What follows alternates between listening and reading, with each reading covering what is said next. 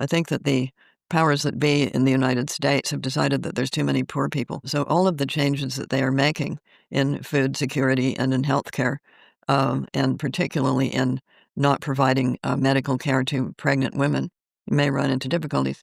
The end result is going to be people dying. Mhm. So I think it's a plan to get rid of poor people. Alarm bells, you see. And I think you are actually a hopeful person. What is the antidote to that in the history you've seen of the United States? Oh, you mean how are you going to get out of it? Yeah.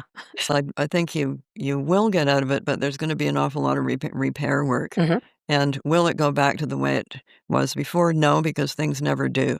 Mhm. They don't go back to exactly the way they were before, which is why it was always a pipe dream, make America great again. Just exactly what period of history were you thinking of? Mhm. I think what you really have to pay attention to is voter fraud and gerrymandering. What they're going to try next in order to maintain control of the government.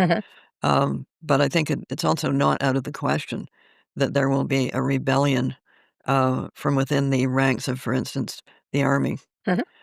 that there will be resistance. And I think there's already a certain amount of resistance going on. Yeah.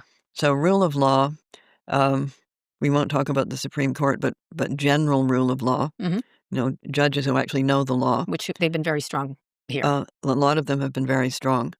And how far is the current regime willing to go in its defiance of the law? Mhm. And how many Americans will actually sit still for that? Yeah.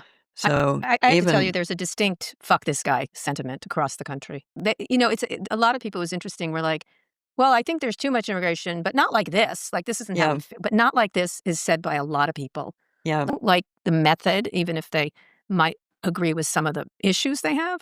And I think affordability has trumped everything. yeah, I Everything think costs so. more. Everything co Yeah, right now, an inexpensive chicken sandwich costs as much as someone makes in an hour, so I think that's says it to everybody. Like, how are you thinking about what social media is and the rise of those tech titans? Because 'Cause they're the version of the commanders here, alongside authoritarianism in politics. yeah. Any entrepreneurial person is going to want one thing: more market share, Right. and a second You thing, got it.